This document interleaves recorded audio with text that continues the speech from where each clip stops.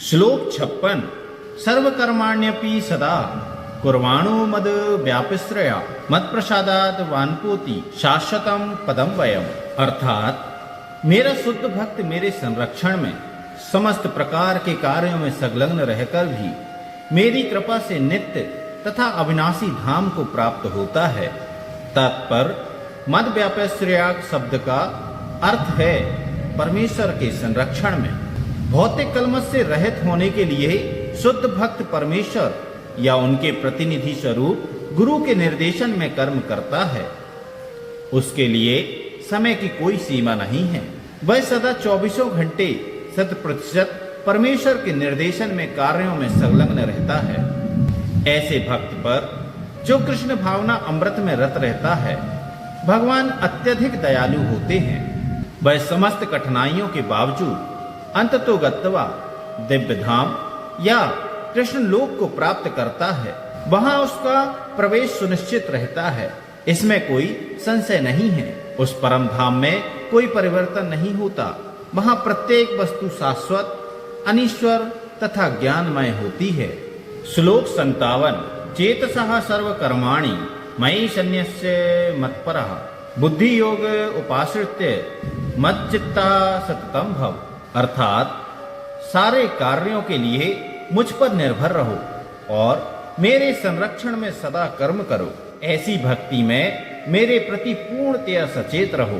तात्पर्य जब मनुष्य कृष्ण भावना अमृत में कर्म करता है तो वह संसार के स्वामी के रूप में कर्म नहीं करता। उसे चाहिए कि वह सेवक की भांति परमेश्वर के निर्देशानुसार कर्म करे। सेवक को स्वतंत्रता नहीं रहती। वह केवल अपने स्वामी के आदेश पर कार्य करता है। उस पर लाभ हानि का कोई प्रभाव नहीं पड़ता। वह भगवान के आदेशानुसार अपने कर्तव्य का सच्चे दिल से पालन करता है। अब कोई यह तर्क दे सकता है कि अर्जुन कृष्ण के व्यक्तिगत निर्देशानुसार कार्य कर रहा था, लेकिन जब कृष्ण उपस्थित ना हो तो किस तरह कार्य करें?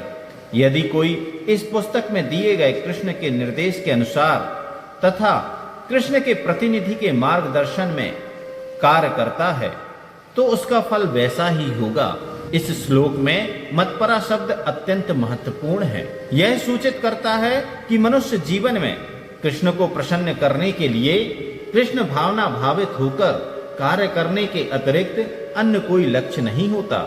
जब वह इस प्रकार कार्य कर रहा हो तो उसे केवल कृष्ण का ही चिंतन इस प्रकार से करना चाहिए। कृष्ण ने मुझे इस विशेष कार्य को पूरा करने के लिए नियुक्त किया है और इस तरह कार्य करते हुए उसे स्वाभाविक रूप से कृष्ण का चिंतन हो आता है। यही पूर्ण कृष्ण भावना अमृत है। किंतु यह ध्यान रहे कि मन माना कर्म करके उसका फल परमेश्वर को अर्पित न किया जाए। इस प्रकार का कार्य कृष्ण भावना अमृत की भक्ति में नहीं आता। मनुष्य को चाहिए कि कृष्ण के आदेशानुसार कर्म करे। यह अत्यंत महत्वपूर्ण बात है। कृष्ण का यह आदेश गुरु परंपरा द्वारा प्रामाणिक गुरु से प्राप्त होता है। अतएव गुरु के आदेश को जीवन का मूल कर्तव्य समझना चाहिए। यदि किसी को प्रामाणिक गुरु प्राप्त हो जाता है तो वह निर्देशानुसार कार्य करता है तो कृष्ण भावनामय जीवन की सिद्धि सुनिश्चित है।